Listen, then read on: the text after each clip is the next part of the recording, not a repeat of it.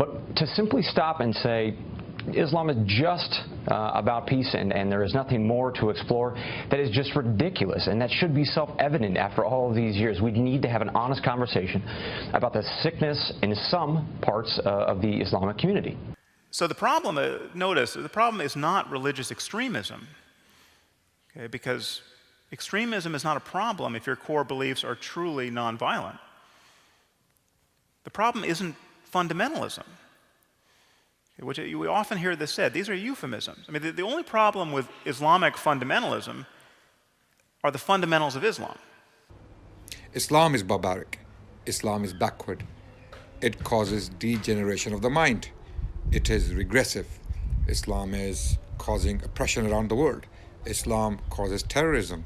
Islam promotes indiscriminate violence. Islam, therefore ISIS. This is what it boils down to.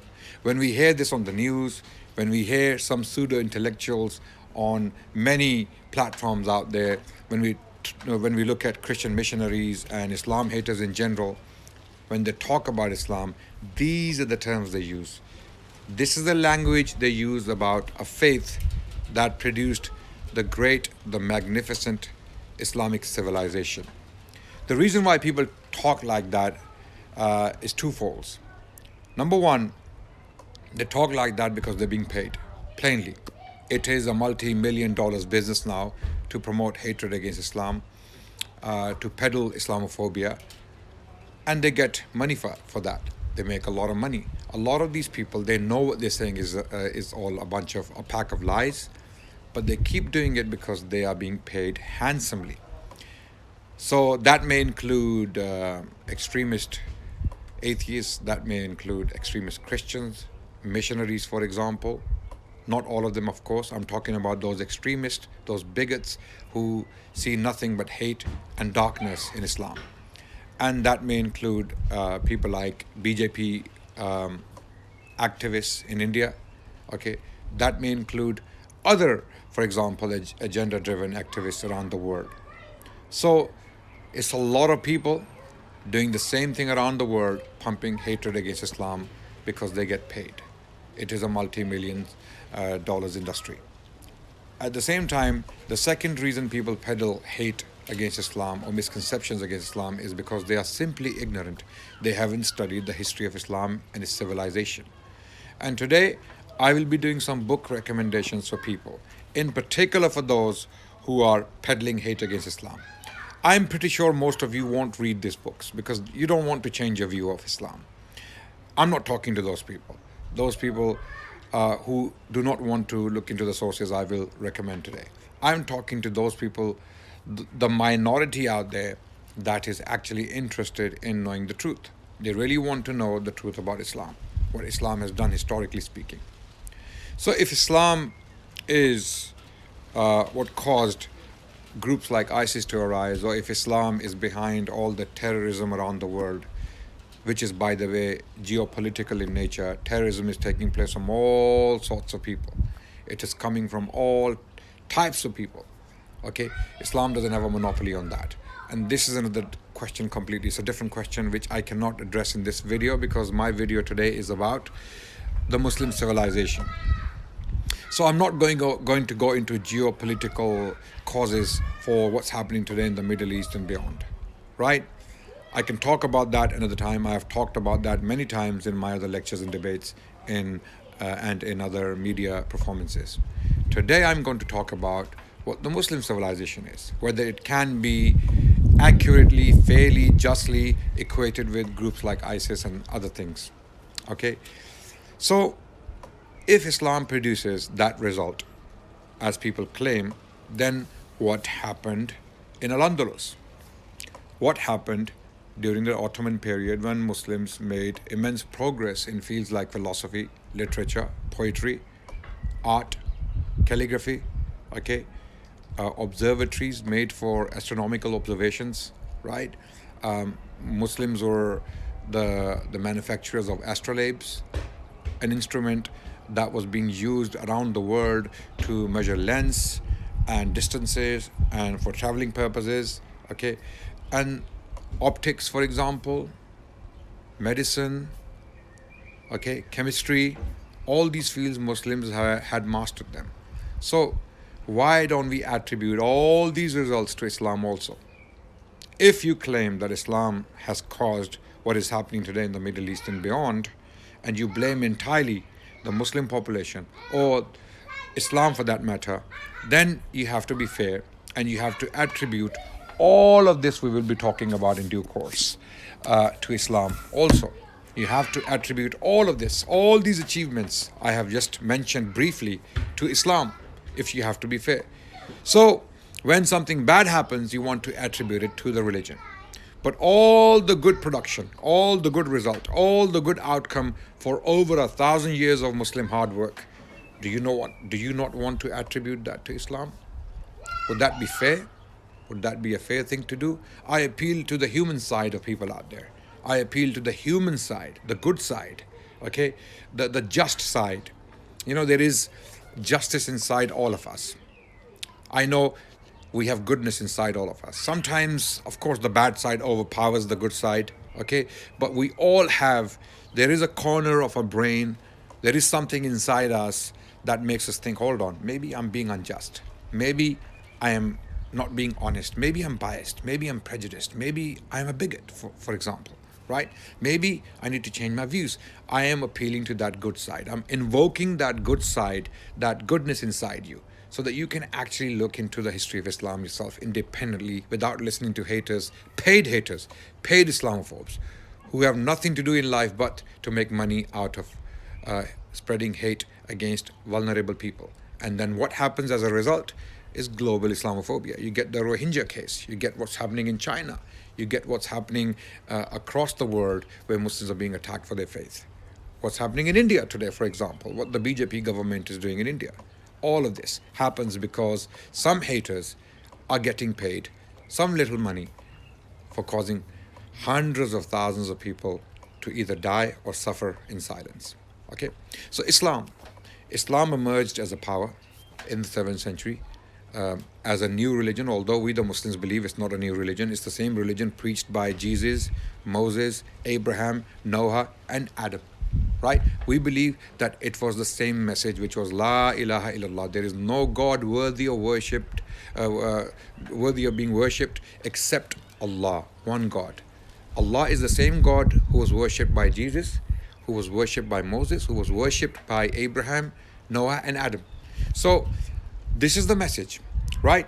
So the same message came with Prophet Muhammad, and the Prophet Muhammad delivered the message of the Quran, and the core of the Quran was the concept of mercy.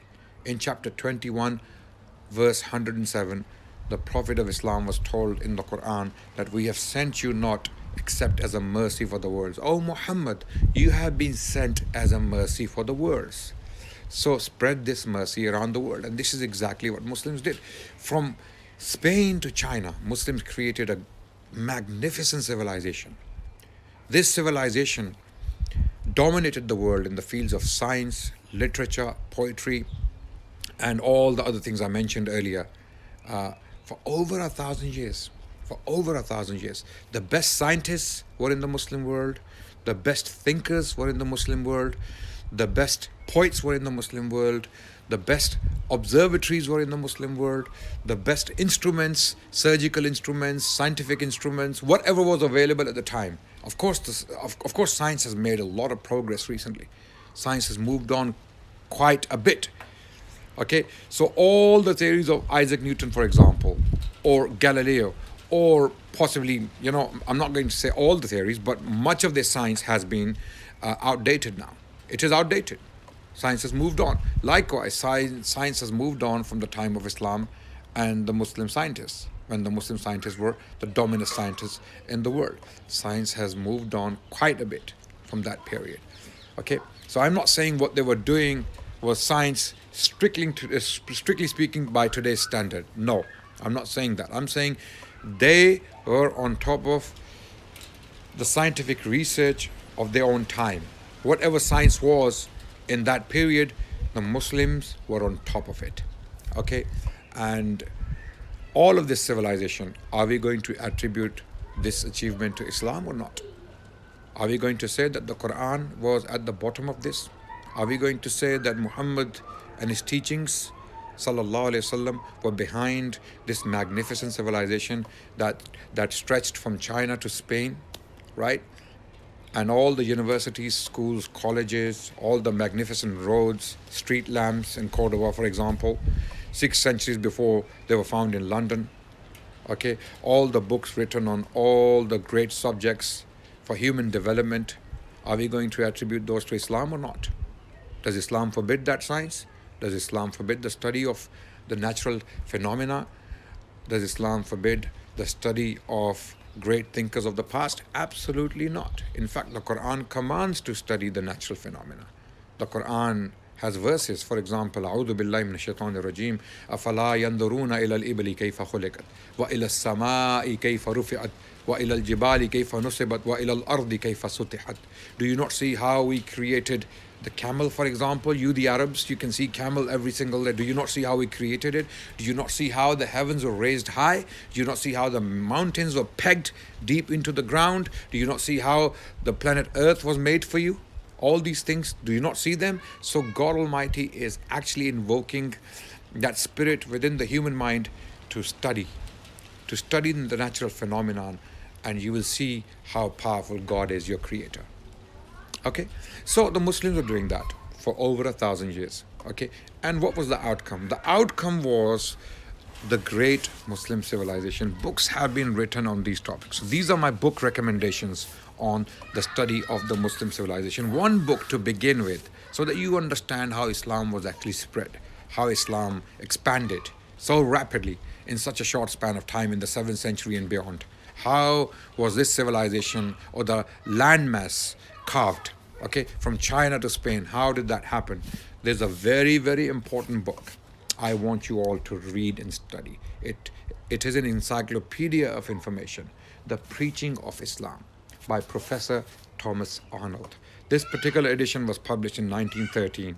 Now, a lot of you may be thinking it is outdated, it is old. No, it is not actually.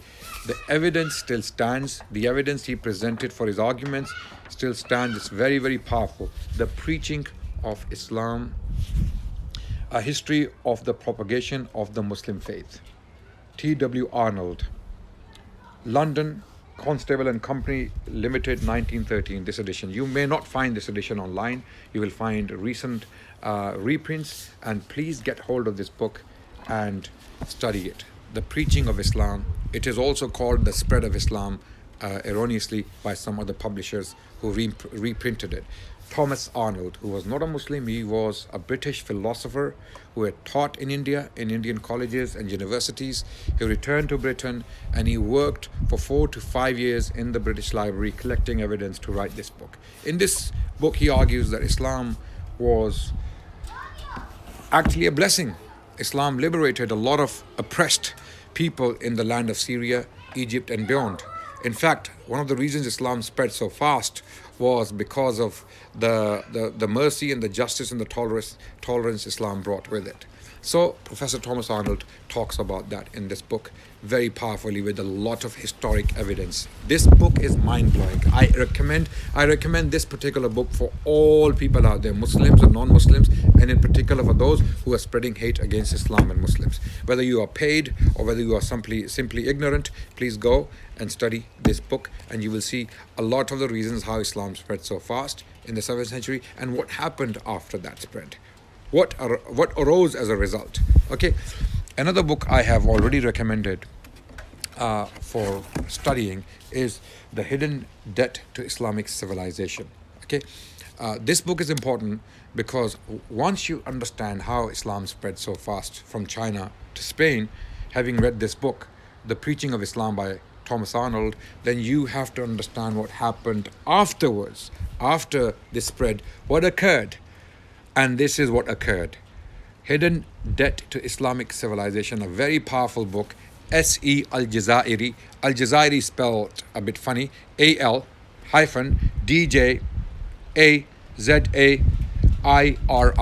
Okay, this is the spelling of the author's name, Al-Jazairi. Okay, Hidden Debt to Islamic Civilization is an encyclopedia of information, about 500 pages, and this gives you information as to what the Muslim civilization, having spread after taking all that landmass, what happened then? Some of you may be asking as to why this took place in the first place. Why were the Muslims taking all this land in the first place? Again, the answer is to be found in this book, The Spread of Islam or The Preaching of Islam by Professor Thomas Arnold. By the way, he didn't die a Muslim. He was not a Muslim. He simply put down the history as he found it, right? Another book I would strongly recommend to study the history of the Muslim civilization or the Islamic civilization is a very important book, Studies in Islamic Civilization. The Muslim Contribution to the Renaissance. Very important book, okay? It is authored by Ahmad Isa with Uthman Ali, okay? Two authors have written this book in collaboration, and this is a very powerful book that talks about much history of Islam.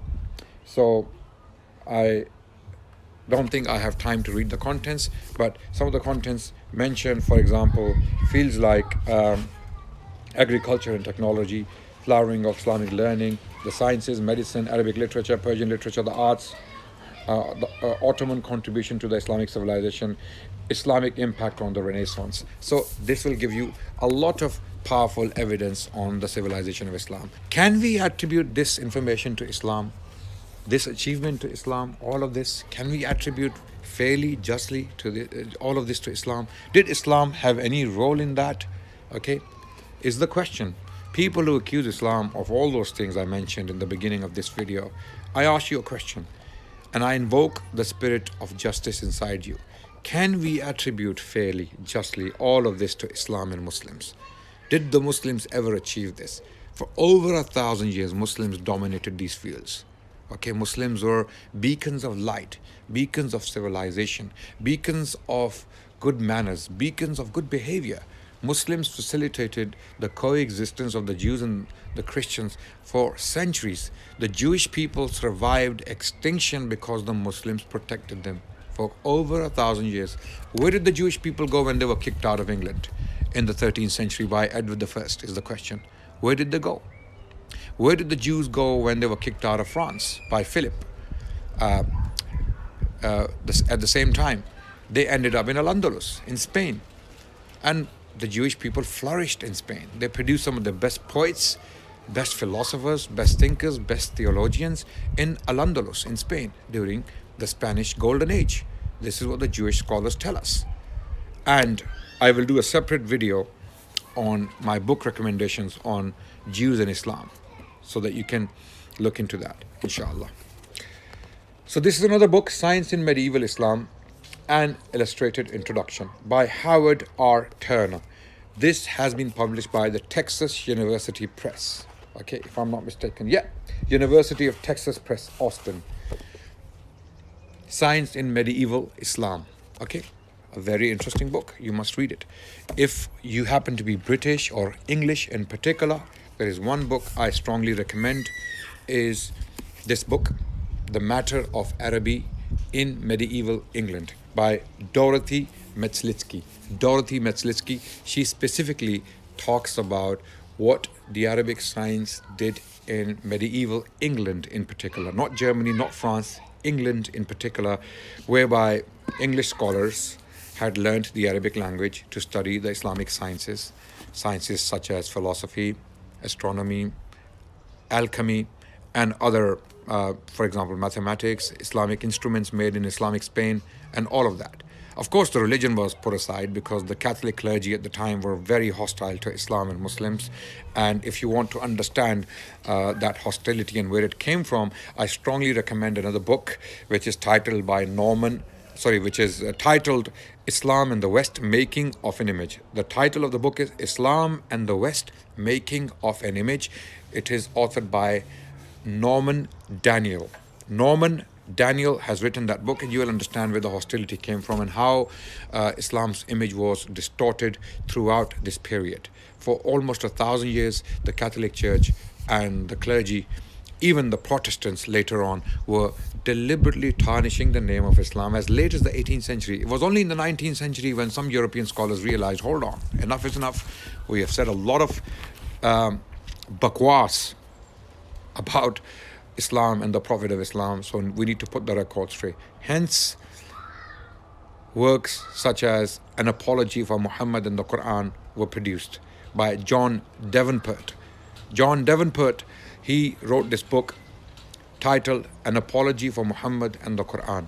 And there were other authors who had written similar works in the 19th century praising the civilization of Islam and Muslims. In fact, the process started in the 18th century during the Enlightenment period, whereby some Enlightenment philosophers and founding fathers were writing works praising Islam. For example, one of those examples was Adam Smith. You can find him on the back of the 20-pound note to this day. Okay, Adam Smith, who was born in 1723 and died in 1790, was the author of the famous book, The Wealth of Nations, right? He had paid lavish tributes to the Muslim civilization in his essays on astronomy, for example. Another author I would like to mention is Edward Gibbon, the author of The Decline and the Fall of the Roman Empire. He praised the Muslim civilization, although he criticized a lot of it as well, but at the same time he praised the Muslim civilization for its achievements, right? So this process had started during the Enlightenment period. Praising Islam before that could amount to losing your life, right? So European scholars started to break free from the Catholic and the Protestant and the strictly speaking Christian tradition on Islam, and they started to read books. They read Islam and the history of Islam on its own terms, and they found more reasons to be sympathetic and more reasons to be objective. Another book, which is a short book by Montgomery Watt. Montgomery Watt has written this book, The Influence of Islam on Medieval Europe. The Influence of Islam on Medieval Europe, very important work for you to understand how Islam influenced the European or the Western civilization. Much of the Western civilization is highly indebted to Islam and what Muslims had done in those 1,000 years I'm talking about. Another very powerful, important book, although quite complicated, technical and detailed, very academic, is The Enterprise of Islam, the Enterprise of Science in Islam. Okay, New Perspectives, The Enterprise of Science in Islam. Okay, and this particular book has been published by, if I'm not mistaken, the